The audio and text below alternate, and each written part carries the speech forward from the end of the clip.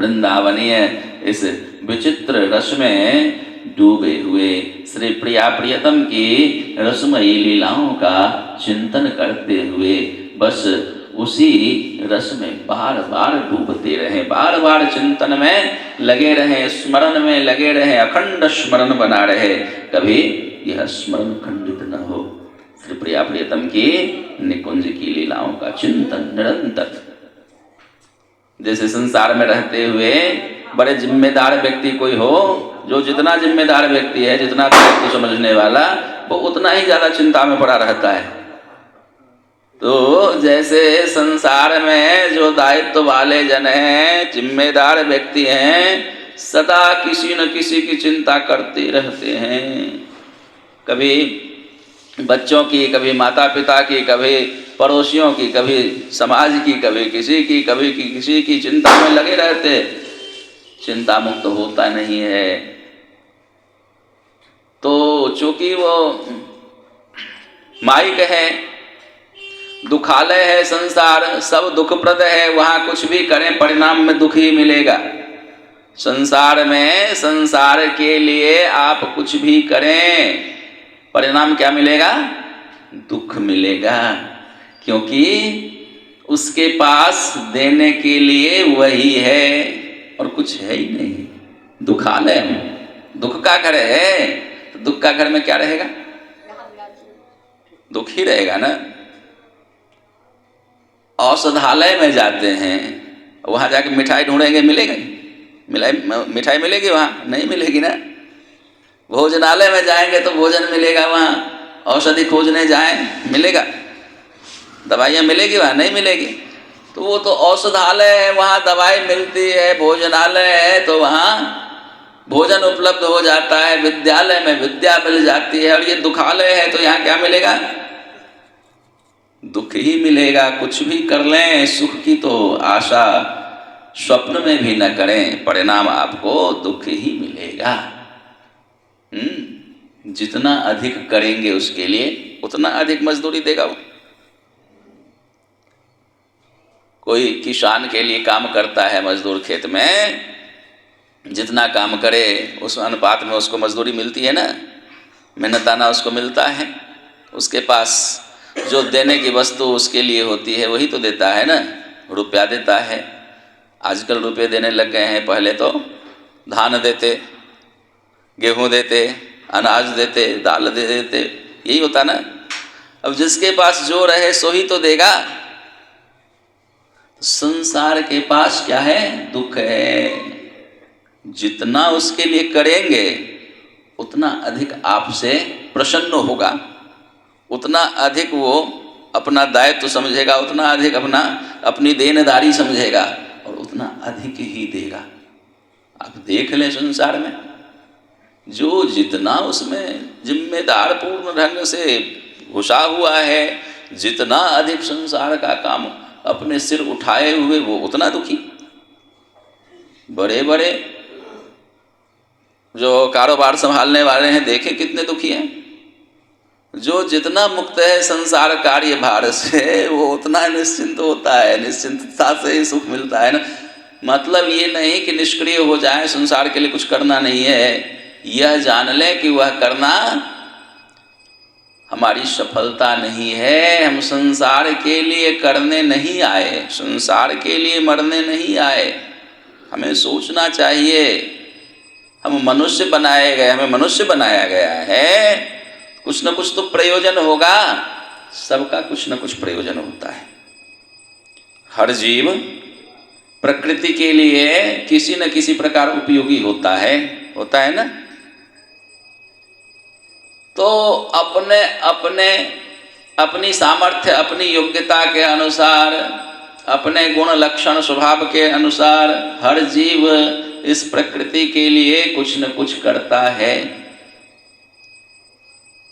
हम मनुष्य बनाए गए तो हम तो स्वयं के लिए विचार करें कि हमें क्या करना है, हम क्या करने आए। जो काम हम कर रहे हैं, आहार निद्रा भय मैथुन आदि, ये तो सबके सब कर रहे हैं, तो क्या हम भी वही करने आए? हम जो मनुष्य बनाए गए, यह शरीर मुझे मिला क्या वही करने के लिए? अब कहे कि ये जो बड़ा बड़ा प्रोजेक्ट बनता है, बड़ा बड़ा आविष्कार होता है, बड़ी बड़ी खोजें होती है, बड़े बड़े कारखाने लगते हैं ना, बड़े बड़े वैज्ञानिक प्रयोग होते हैं, बड़ा बड़ा कुछ न कुछ अनुसंधान होता है, ये सब जो, तो यह तो मनुष्य करता है, करता तो सही है, किंतु हम यह भी तो सोचें, वो जितना भी जो कुछ हो रहा है उसके पीछे कोई ना कोई प्रयोजन है। वो प्रयोजन क्या है? मूल प्रयोजन उसका यही, ये चार वस्तु जो अभी गिने हम, आहार, निद्रा, भय, मैथुन, इन्हीं चारों के पोषण के लिए हो रहे सारे कार्य, चाहे आविष्कार हो रहा हो, अनुसंधान हो रहा हो, चाहे सैन्य तैयारी हो रही है, बम बन रहा है, एरोप्लेन बन रहा है, बड़े बड़े बिल्डिंग बन रहे हैं, बड़े बड़े होटल बन रहे हैं, बड़ी बड़ी सुख सुविधा के सारे संसाधन जुट रहे हैं, जो भी हो रहा है किसके लिए हो रहा है? इन्हीं चारों के पोषण के लिए हो रहा है ना, इसके अतिरिक्त कुछ कर रहे हैं? आप मनुष्य हैं, आप में करने की अपार क्षमता भरी गई है, उस क्षमता को आप कहाँ लगा रहे हैं?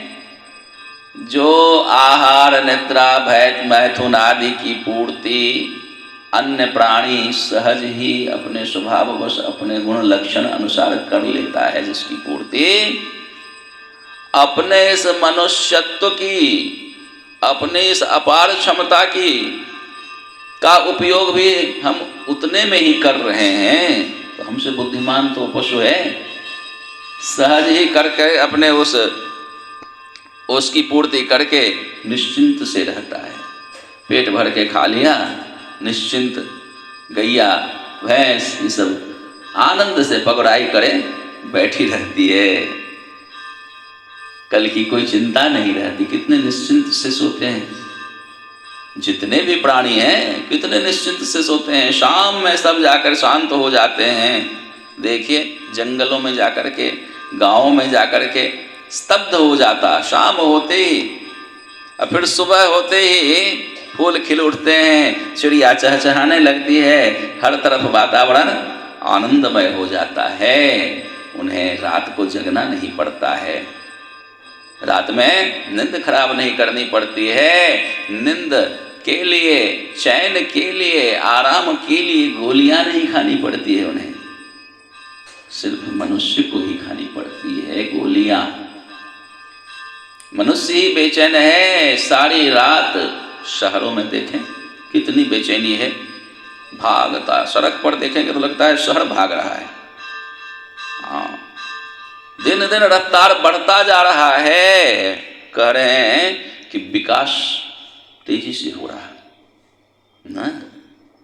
पहले गाड़ियां 60 किलोमीटर की स्पीड से चलती थी ट्रेन, अब 160 किलोमीटर की स्पीड से चलने लग गई है ना।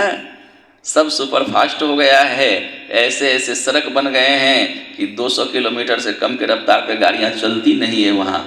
इतना विकास हो गया। अरे इतना विकास नहीं हो गया, इतना फास्ट भागना पड़ रहा है।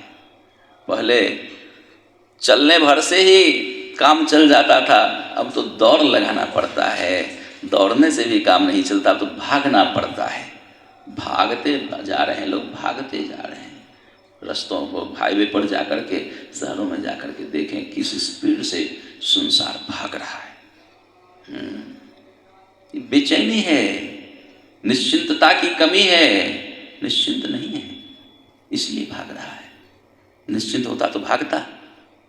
हाँ, और निश्चिंत नहीं है तो निश्चित बात है कि वो सुखी नहीं है। सुख तो निश्चिंतता में बसता है, निश्चिंत नहीं तो सुख कहाँ। अशांतस्य कुतः सुखम। यदि शांति नहीं है तो इन संसाधनों से कोई सुखी हो जाता है क्या? संसाधन बढ़ रहा है, बेचैनी बढ़ रही है, भागना बढ़ रहा है, डिप्रेशन बढ़ रहा है, अनिद्राएं बढ़ रही है, बेचैनी आ रही है। इसलिए इससे जानना चाहिए हमें, हम जो किए जा रहे हैं, जितना भी जिसे हम विकास मानते हैं, जिसे अनुसंधान आविष्कार मानते हैं, इसका ये साइड इफेक्ट है। इसका मतलब सदुपयोग नहीं, सही उपयोग नहीं हुआ। सही उपयोग नहीं होने से दवाइयाँ सही ढंग से न लें, सही उपयोग जो उसका होना चाहिए जैसा न लें, तो क्या होता है, उसका रिएक्शन होता है ना। ये जितना जो कुछ भी हो रहा है ना, ये रिएक्शन है उसका। ये करने हम आए नहीं हैं। आहार निद्रा भय मैथुन आदि की पूर्ति में अपने समस्त इस मनुष्य के जो अपरंपार सामर्थ्य, उसको उसी में झोंक दिए, उसी में लगा दिए, बस इन्हीं चारों की पोषण करने में। क्या हम इसके लिए आए? जिस कार्य के लिए जो बना होता है ना, उसी कार्य में उसको लगाया जाए तो उसका समुचित परिणाम आता है। अनुचित कार्य में लगा दें तो क्या होगा, उसका दुष्परिणाम होता है, नहीं होता। तो हम मनुष्य जो बनाए गए, यह शरीर जो हमें प्राप्त हुआ है, यह आहार निद्रा भय मैथुन आदि की पूर्ति के लिए नहीं, विविध भांति विविध रंग से नए नए अनुसंधान के द्वारा नई नई वस्तुओं को बना करके फिर उसके बाद हम इन विषयों की पूर्ति करें, इसके लिए मनुष्य बनाए गए। हाँ, इसके लिए नहीं बनाए। हमें मनुष्य बनाए इसलिए कि हम अनादिकाल से सुख को ढूंढते आ रहे हैं, सदा असफल